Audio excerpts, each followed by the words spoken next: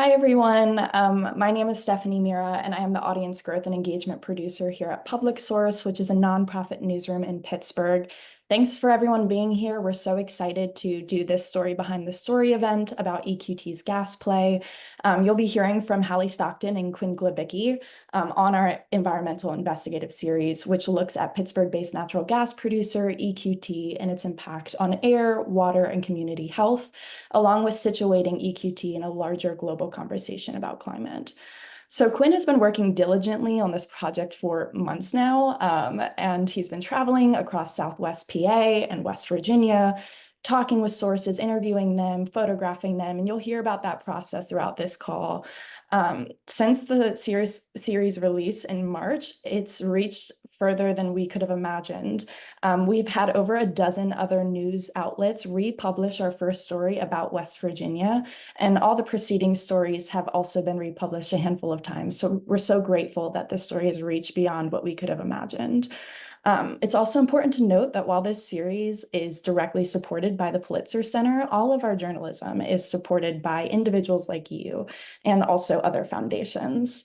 So today you're going to be getting a behind the scenes look into our series. The series author is Quinn Glabicki. He's our environment and climate reporter and photographer, along with being a Report for America core member. He'll be in conversation with Halle Stockton, our editor-in-chief. While the majority of this event is going to be them just having a conversation, discussing the project back and forth, the last 10 minutes will be reserved for Q&A. So please feel free to add your questions into the Q&A box. And just so everyone's aware, this meeting is being recorded. A version of this will be sent out to registrants after, and clips also may be used on social media and on YouTube. So thank you so much, and take it away, Halle and Quinn. Thanks, Stephanie. Hey, everyone. Hey, Quinn. Hey. I want to start off almost exactly a year ago when we were having a lunch at Nikki's Thai in the North Side, talking through a number of stories, other things that were going on in your reporting life. And toward the end of a mound of fried rice, you started to tell me about something that you you started getting hearing about, and had to do with some West Virginia families who were having some health ailments near a fracking operation. Can you take us back to that moment and bring people into what did you know at that moment? Sure. That was really early on. I think maybe an hour before, we sat down for that meal, I had gotten off the phone with Abby Tennant, who is the mother of one of those families down there in Knob Fork, West Virginia. And really, that was the beginning of our look into what was going on down there. It's a place where EQT had recently installed three different types of their infrastructure in a hilly little hollow there. And we were hearing that, these were causing, the families had developed illnesses and were ultimately displaced. And through that reporting process, we started to look into not only that situation, but the footprint of EQT, which is the largest natural gas producer in the United States. They're based in Pittsburgh, and really starting to examine not only their environmental footprint, but also their climate footprint and what that might mean globally. Right. And, this is a story of sprawling families and years and several agencies and official sources. Can you tell me a little bit more about some of the major findings and takeaways from this investigation? You spent a lot of time trekking to West Virginia, which is typically out of our coverage area. And so kind of take us into that travel, what you learned from the families. What exactly were they experiencing? Yeah, I mean, there was a process there of going down, making contact, speaking with the 12 family members involved in the situation. Some of the major takeaways that we found out were, at once there was a a long string of complaints made to both federal regulators and state regulators. And that, we examined the how those situations were handled. Basically, our investigation revealed that not much was being done about this situation, despite years of complaints being made to regulators. And we also uncovered an ongoing EPA investigation into the matter. And to our knowledge, that investigation is ongoing and has yet to be resolved. So we're certainly keeping an eye on that moving forward. But really, the story, we strove to communicate, kind of an intimate storytelling of what these families had experienced across 3 years since the company had built their infrastructure there. And what we found was, years of reported illnesses, ailments, consistent with VOC exposure, and EQT or in EPA inspection reports that showed that some of the equipment, pollution control equipment at that facility might not be working as it should. So you were able to uncover an ongoing EPA investigation, and this is amid potential expansion in the region too, right? Yeah, that was another thing that we found out. EQT had recently acquired a regional gas producer called Tug Hill for $5.2 billion. And that was really, where this story took place was at the heart of, a region where EQT is really increasing their presence. And they're moving south. They're prioritizing development in West Virginia, more southwards in Appalachia. And yeah, we went out to some of these town halls where EQT CEO Toby Rice was speaking about this. And he said that this buy would allow them to continue to produce at scale for decades. And that's all part of this aspirational vision that the company has and advocates for both nationally and internationally to drastically expand American gas production and export. Mm-hmm. So we have EQT headquarters right in our backyard. Before this acquisition, and maybe presently, we have more of a presence, EQT presence in southwestern Pennsylvania, but they're poised to develop quite vigorously in West Virginia, which makes a lot of sense for us and why we decided to expand our coverage zone for this. Mm-hmm. Let's get into some specifics of how the families let you into their lives, because it was truly striking how intimate this first piece that we entitled Hollowed Out was and is. You spoke to 3 different families, 3 of the 4 who were in the hollow, who had put in many complaints to regulators, several who left their homes. Were these families just an open book from the start? Not exactly. I think as we were approaching this story, there was a recognition that, this has been a very traumatic period for everyone involved. They said as much. And at the outset, there was really just a period of time of becoming acquainted and building trust with the families down there. And really that just looks like going down there and having conversations, not necessarily bringing out, a notebook or a camera at the very beginning, but really just listening and hearing about what they've experienced and what their concerns are and what their current predicament is. I don't even know how many trips we made, but there was certainly a process and, talking to one family and then another and then a third, and really just kind of parsing that out. I think we were really intentional about wanting to tell this story in a way that, didn't just allow us to stay at our desks in Pittsburgh and to report from there. Certainly some of these interviews could have been done over the phone, but really getting into not only the place, but also into the kind of mental mental place of these families as well, and spending time with them and really getting into that. You were able to be there for some fairly personal events. One of the photos that's really striking to me and sticks with me is kind of the peering into the room as one of the children is gathering up their belongings and playing with some of them as kids would do.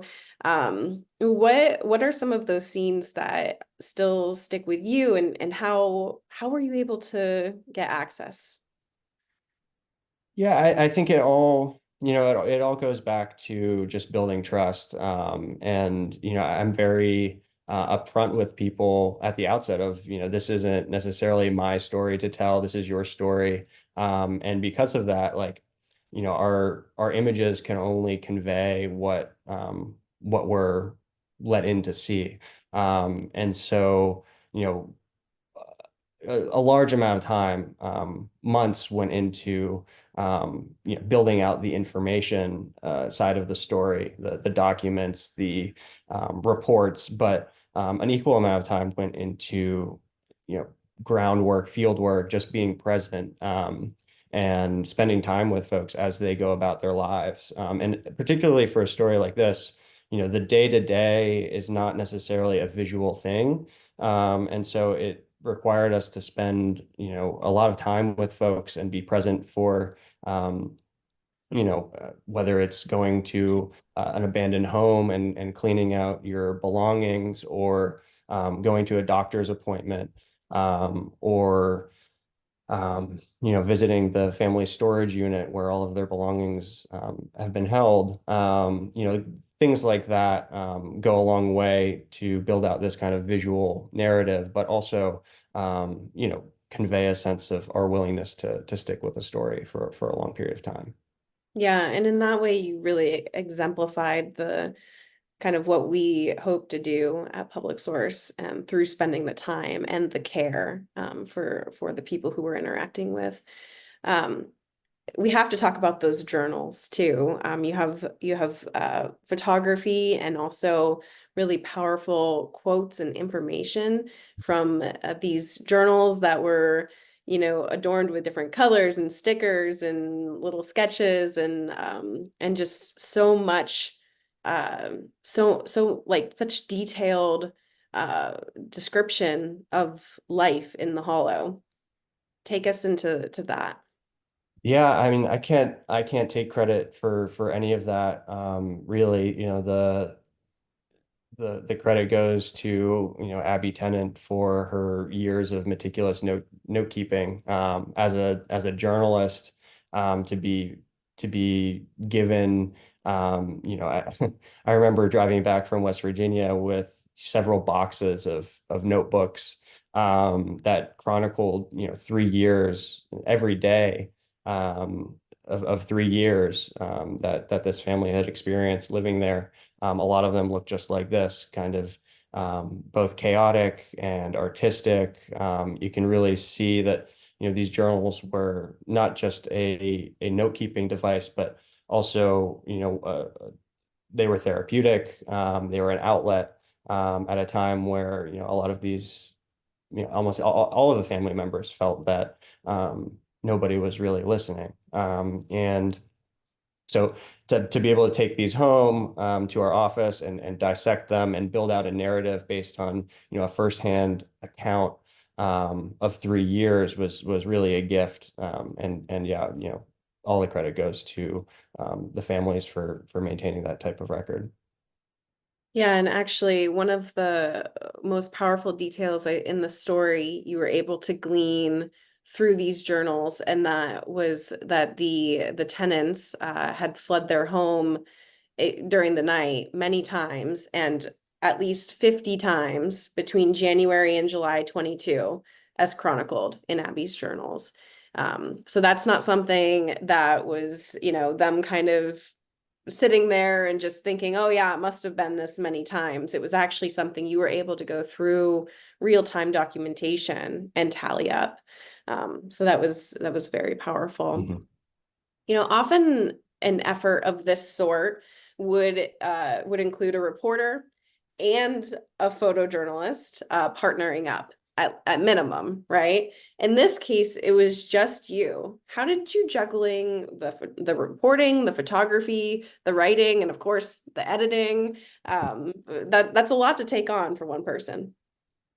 Yeah, it was. I think, if you were to see, what I look like in the field while reporting, often it's two cameras strung around my shoulders, a notebook, my phone recording, um, and just me kind of chaotically following people throughout their lives, scribbling when necessary, but also trying to make space for like documentary style photography.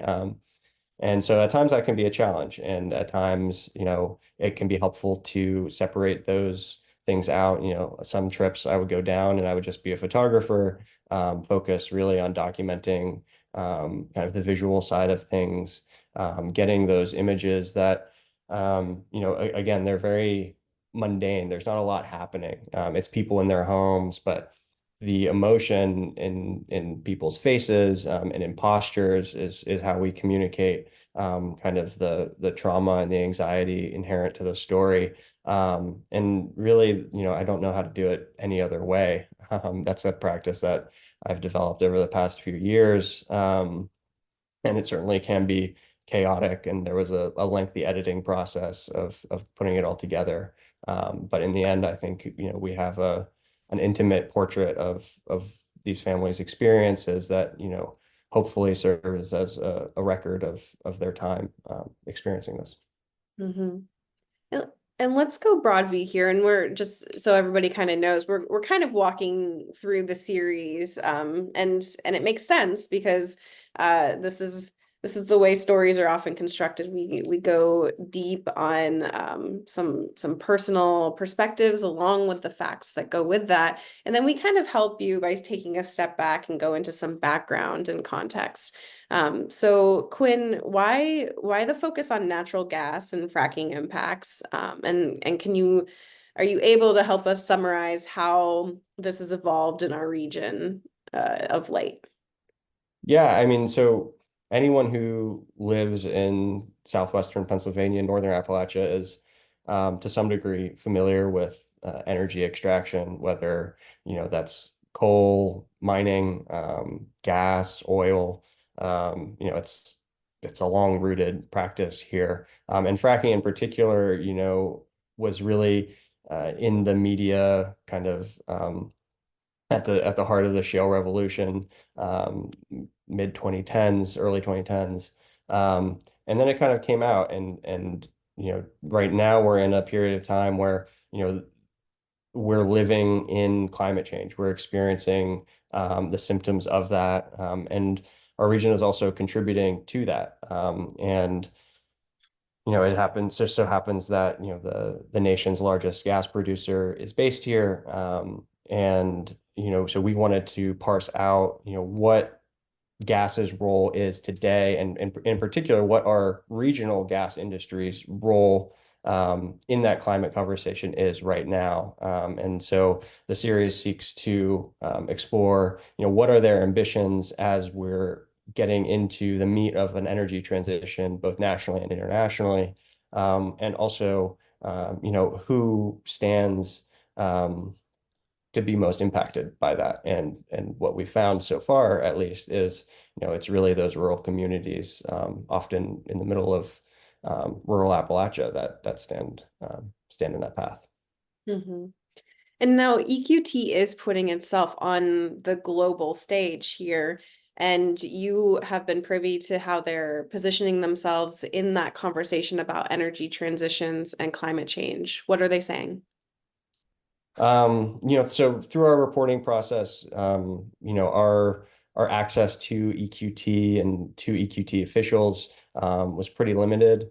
So we embarked on some of these town halls that the company had hosted in their most heavily fracked counties in West Virginia and Washington and Greene County here. And the CEO, Toby Rice, says that their product is the greenest initiative on the planet. And so that was something that stuck out to me immediately. And so in our second story in the series, we dug into that. We decided to kind of parse through the climate claims of what the company is making. The company and its CEO, Rice, have big aspirations, a fourfold expansion of U.S. Liquefied natural gas exports is what they say publicly. The CEO is on major business networks, again, at these town halls, at the UN's climate conference, COP in Dubai last year, spreading this message of aspiring to expand these exports under the claim that it is the biggest green initiative on the planet. And so in our second story, we talked to a number of experts who analyzed that claim. And, I think the most telling quote, I think one climate scientist called it greenwash and deceptive half-truths, which was underpinning that message. Mm-hmm.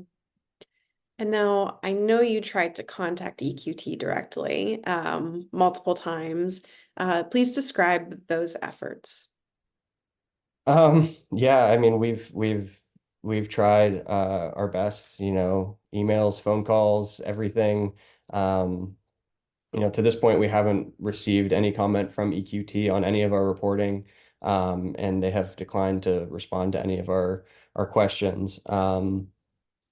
So that kind of really underscores the importance of, including their perspective in different ways. So again, one of those ways was to attend these town halls, and with those, we got a sense not only of, how they're speaking about their operations, but also, how they're talking to rural communities, how they're presenting themselves as a company that on one hand is producing more gas than it ever has before, but also one that says publicly that we'd like to be a partner, be a good neighbor to the communities in which we operate. Mm-hmm. I want to explain to our audience too, and kind of go back to something that you said about how we very much wanted this to be a series that we were not reporting from our desks in Pittsburgh, right? And so that again went into why we decided to go around southwestern Pennsylvania to a variety of town halls, and kind of take the extra effort to have EQT represented in our stories, because it would be well within the right of a journalist to send some emails and make some calls and get a no comment and just plop that in a story and not have that representation of the company. But our stories are more fulsome because of it. So thank you for traveling to those town halls and going into those situations. The town halls came in handy, particularly when we revisited reporting on the new Freeport situation, which we first started to cover 2 years ago now. And many residents there have been without potable water for all this time. In June 2022, EQT fracked nearby, and fluid erupted from an abandoned gas well along Main Street in New Freeport. And Quinn, after that, residents began experiencing what? Almost immediately, several hours after that incident was reported, we interviewed folks who reported, immediate changes to their water supply. We're talking about chemical smells and aftertastes, people who reported rashes after showering, animals who refused to drink the water, and throughout the months and years that have occurred since then, that problem appears to be growing bigger. As recently as last year, late last year, new residents were reporting issues with their water in nearby Deep Valley, which is several miles up the road. We also uncovered that the company had supplied water supplies, alternate water supplies to residents after CEO Toby Rice was confronted at one of these town halls in Waynesburg, Greene County.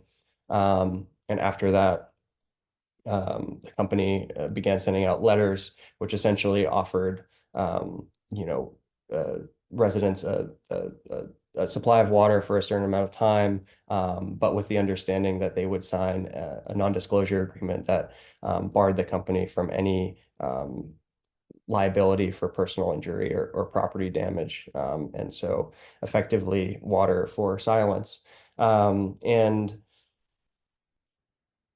meanwhile, in filings with the state environmental hearing board, the company has also just denied that the incident ever took place at all, and our reporting also uncovered a video that seemed to contradict that. Right. So it's important to know EQT denies responsibility for this, what is called a frack out, where there's a communication between what the fracking and an abandoned well.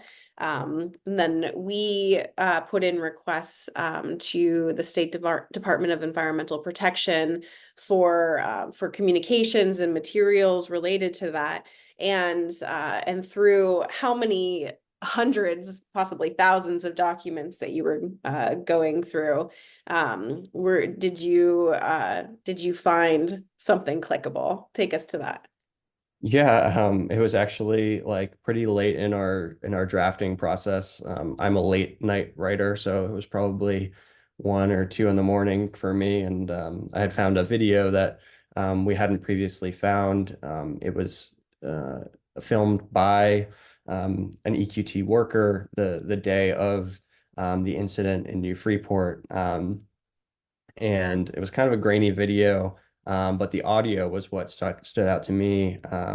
You see a grassy hole in the ground, and then you hear this roar, a pulsing roar, and someone in the video, the worker says, that's gas coming out, smells like gas.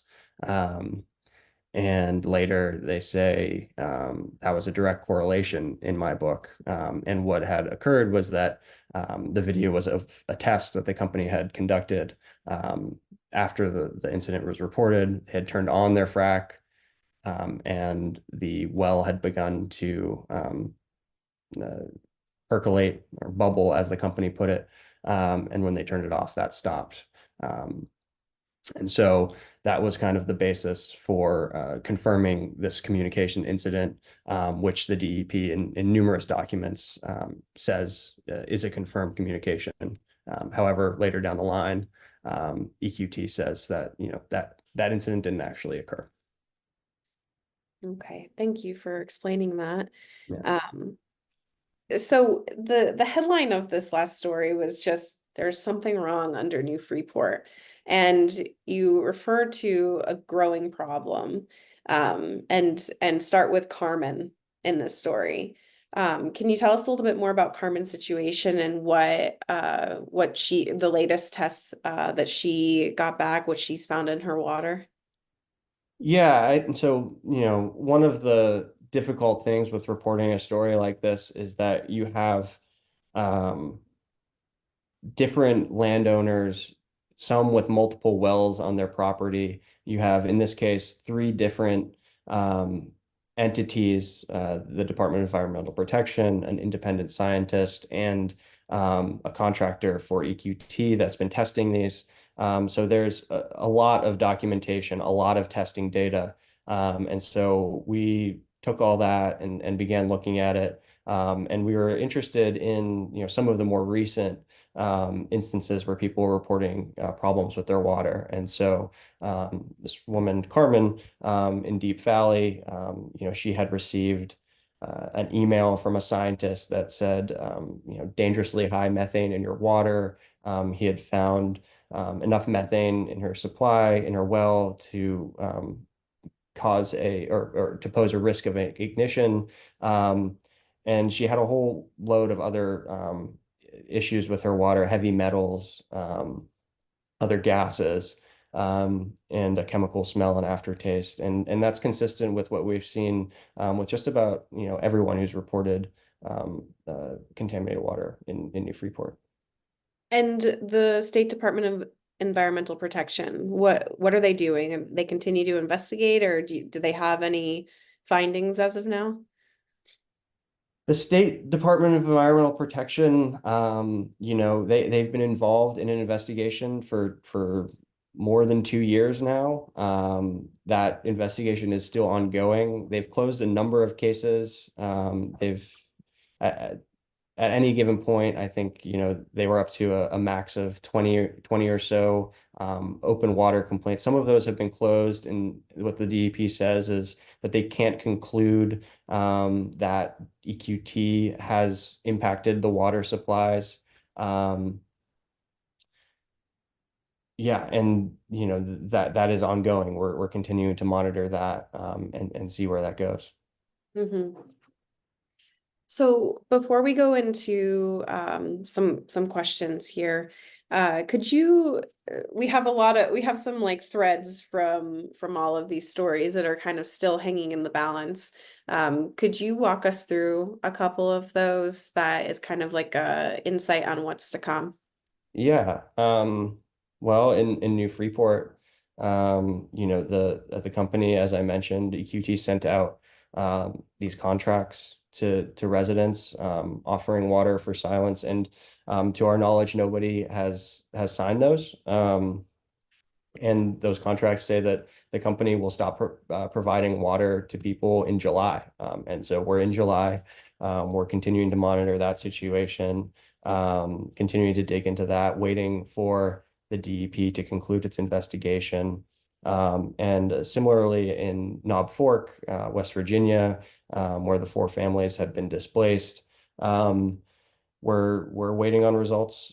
We have a number of lines in the water with regards to the EPA investigation that is ongoing. That is still not concluded. And then we're also continuing to watch a number of other things. This presidential election has the potential to decide the future of American LNG exports. The Biden administration has put a temporary pause on new LNG export projects permits, which could certainly be reversed by a Trump administration if he were to win in November. And the Mountain Valley Pipeline was just completed and turned online a few weeks ago. And that's a pretty critical piece of infrastructure in EQT's plans to expand its natural gas development. And there's a number of outstanding issues that people have complained about with that pipeline. A number of officials saying that it shouldn't have gone online in the first place. And EQT has said a few months ago that they're going to acquire Equitrans, who owns and operates that pipeline. So presumably it will be EQT's responsibility once that acquisition goes through. Mm-hmm. Great. That's a lot in a helpful summary. Thank you. I think we're ready for Q&A, Stephanie. That was great, guys. Yeah, so feel free to add questions to the Q&A box, but I have a question to kick us off. In the Q&A box, Abby Tennant, who's on the call and is one of the main voices in our first story, did express gratitude to you all for allowing this story to be told. So I would love, I know you all touched upon this, but Halle or Quinn, talk more about why, as a Pittsburgh-based outlet, Allegheny County-based outlet, we would invest our resources into sending Quinn down to West Virginia to talk to people like the Tennant family. That's no small feat and can be costly. So please share more as to why we would do that. Quinn, do you want me to take that? No, I can go. Okay. And then you can add in. I think, I mean, at the outset, right, like this is a Pittsburgh-based company. And so the people of Pittsburgh have an interest in understand, or we believe that, the people of Pittsburgh should have an understanding of the impact of our local corporations. And it's not just any Pittsburgh company. It is the largest natural gas producer in the United States. They have a really big presence, not only in Pennsylvania, but, as we've seen in all of Northern Appalachia. And they have ambitions to expand that. And with those ambitions come global implications for climate and for energy markets. And so really, when you start thinking about this, we start thinking about how Pittsburgh is in some ways at the very center of parts of global energy policy, certainly national energy policy, and a lot of the actors, CEO Toby Rice in particular, are seeking to position themselves as influential players in the global energy transition discussion. And in some cases, there are contradicting or, at the very least, questionable claims being made about the climate virtues of what they're pushing. And we obviously we have an environment and climate reporter. These are issues that go right to the heart of that that very important topic area that that has should have urgency around it. And as a news outlet that is focused on providing accountability journalism while amplifying the concerns of the community, that community in this case just extended beyond our typical range, but it certainly mattered, and we decided to make that move to signal that, and to do good journalism about the institutions that are here in our typical area, in our backyard, and because we also have a great presence, like a deep and prominent presence by this company in our region in varying ways, both through their primary role as a natural gas producer and as a force within sponsoring various events and places, and so it's a way to give our readers a glimpse into this local power player, basically. That's fascinating. We have a question here, and it calls back to what we were talking about at the very beginning of our conversation about you guys having that conversation over fried rice. This participant asks, how did you first hear about this story? Like, how were you connected to Abby? Was this a lead from a previous story, something you heard whispering, etc.? What did that process look like? I think it's a little bit of both. I remember, initially some reluctance on the part of the families to want to engage with us. And that wasn't for lack of trying, but I think that, we're talking about a period of time that was incredibly traumatic, and incredibly difficult for everyone involved. They had sought legal help with no results. They had sought the help of doctors who were in many cases unwilling.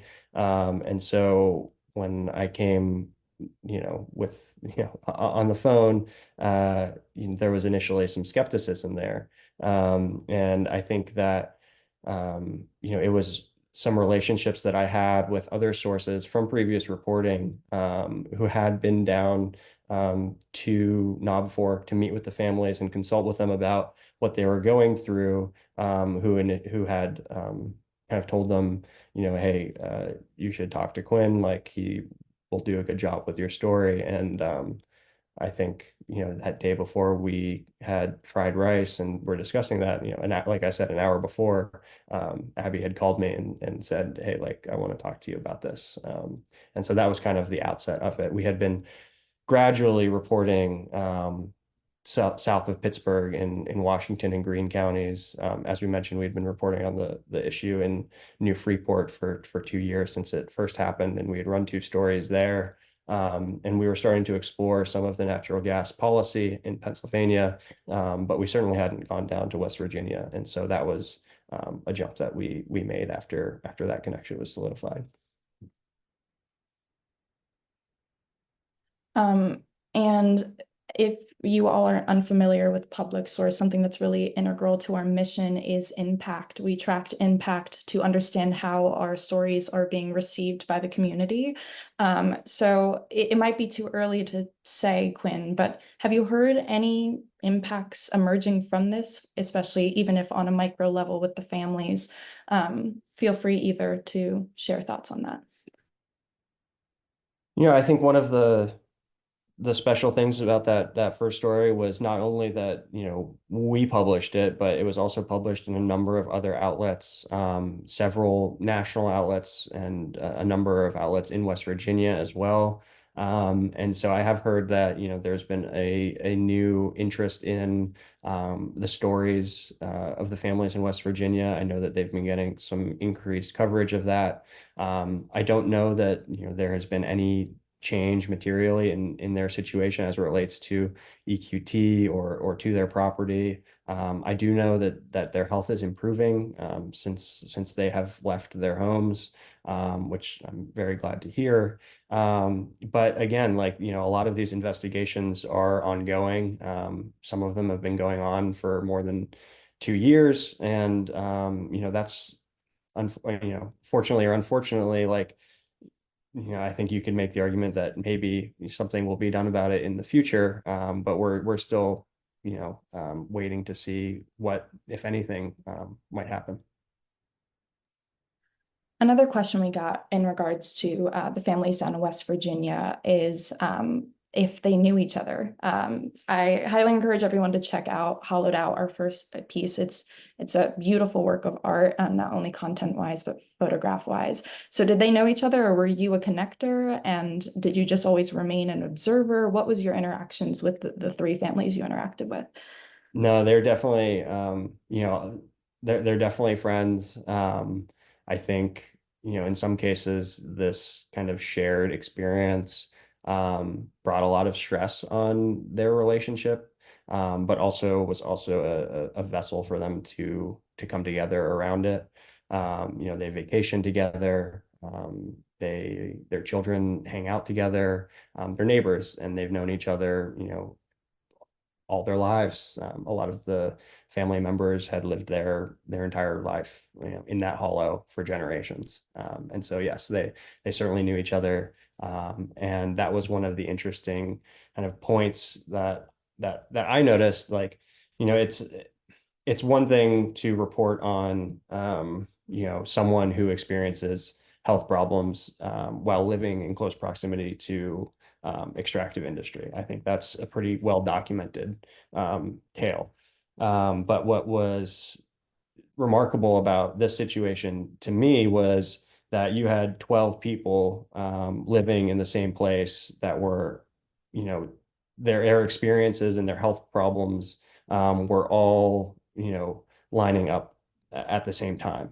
They all had air monitors that were all showing VOC spikes at the same time. They were all experiencing the same symptoms at the same times, and they all left their houses, in a very tight period, and all began to feel better immediately after. And so that kind of aggregate qualitative data was really helpful in forming kind of like a baseline of a fact for this story.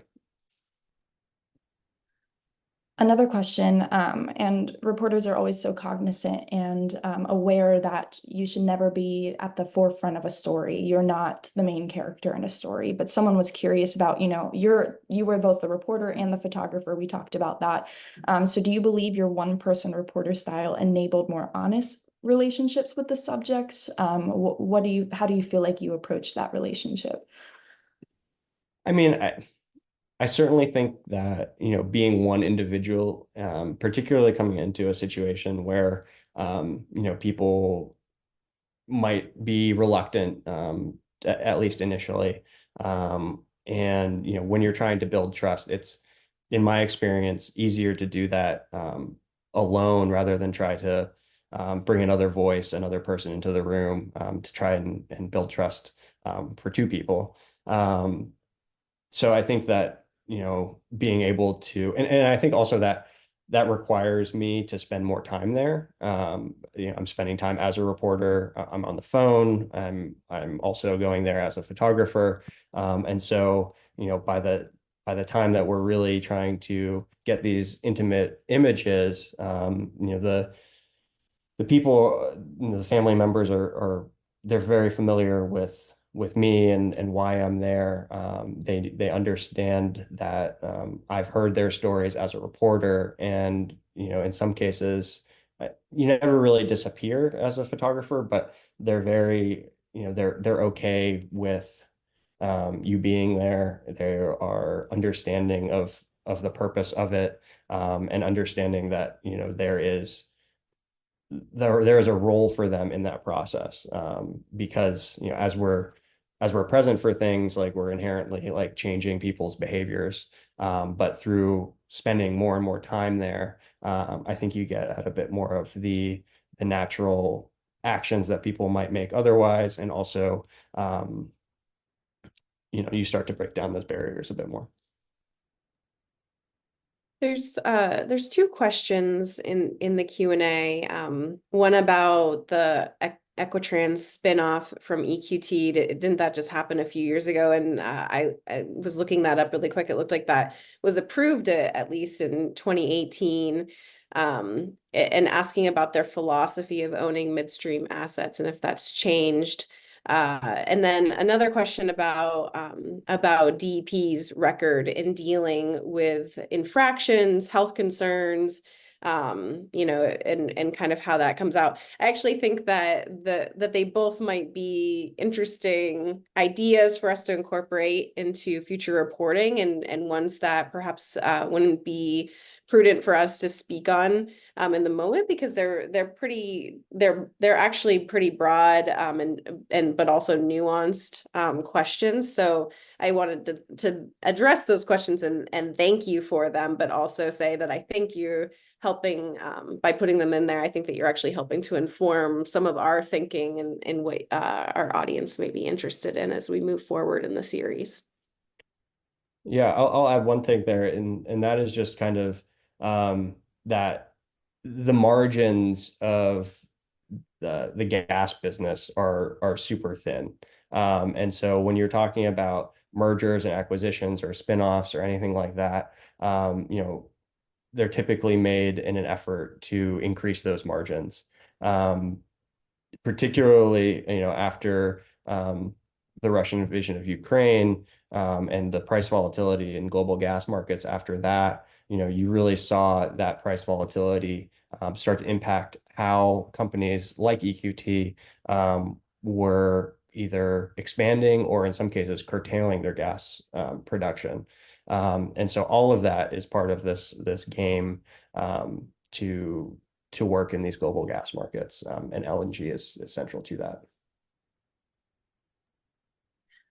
This one is a question about how to tip to us. So I think it's a worthy one. So if people have tips on stories, what's the best way to submit them? I have a tip form that I'm about to send into the chat, but what would constitute a tip versus something that's not useful?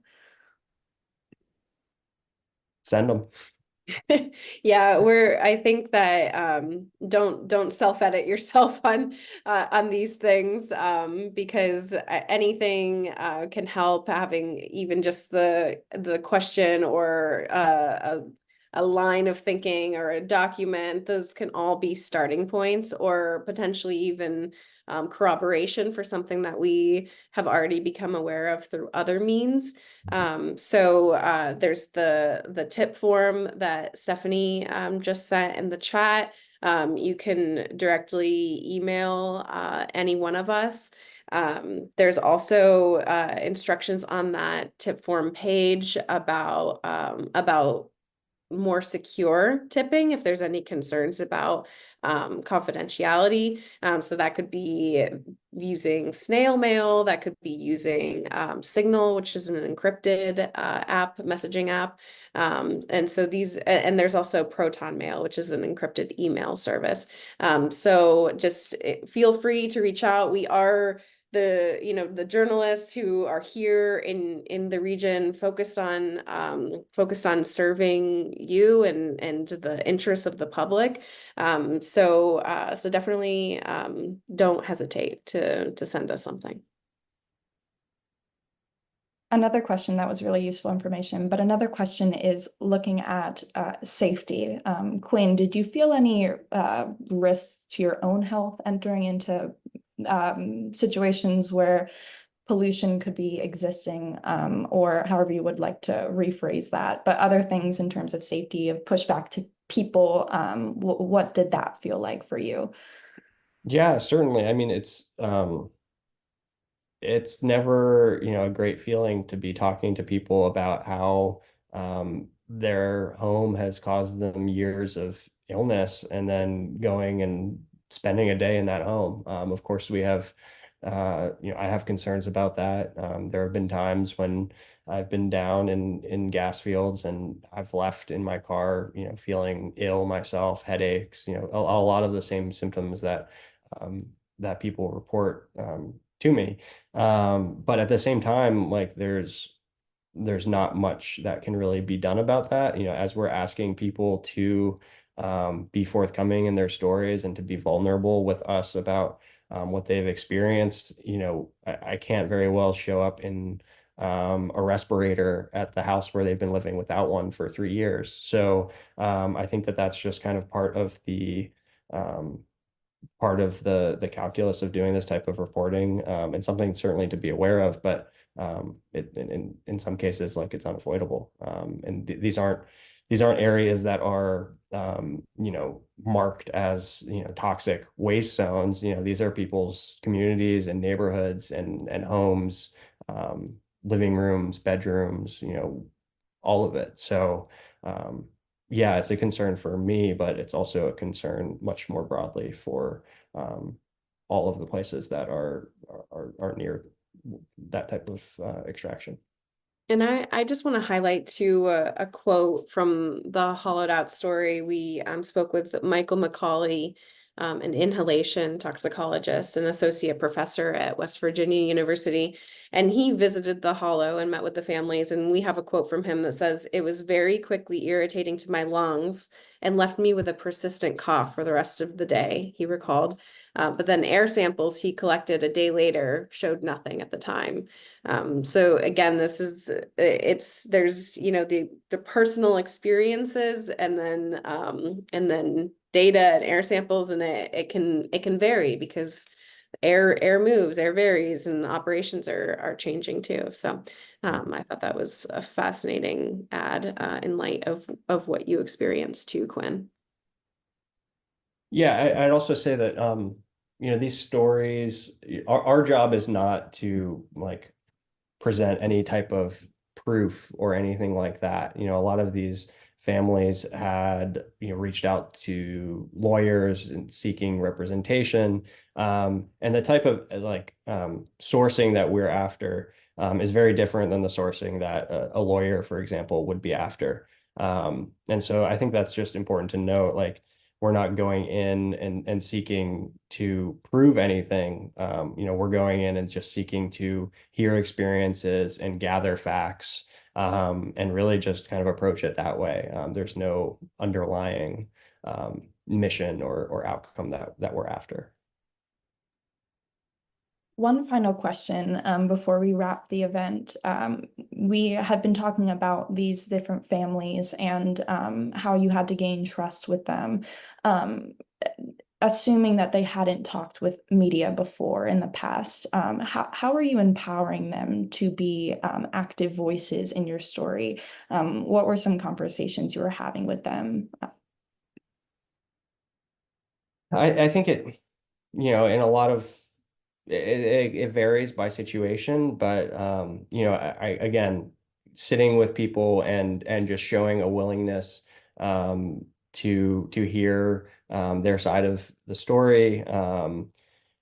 You know, I think going, you know, just being willing to travel, you know, 3 hours to sit down for a 2 hour meeting, for example, is you know, in ways showing, you know, our commitment to the story. And there was a long period of time where we were, you know, trying to commit to this story, making efforts to go down there, many trips. And I think, you know, through that process of just sitting and explaining our process as well, explaining that, you know, we go through a very detailed fact-checking process, you know, that, you know, everything that we discuss is going to go through that process, and also going to be cross-referenced between all of the official documentation that we get, and explaining the process of like, hey, we're not just coming down here, sitting with you for an hour and going back and writing a story. You know, this is a lengthy relationship that we're going to develop over time.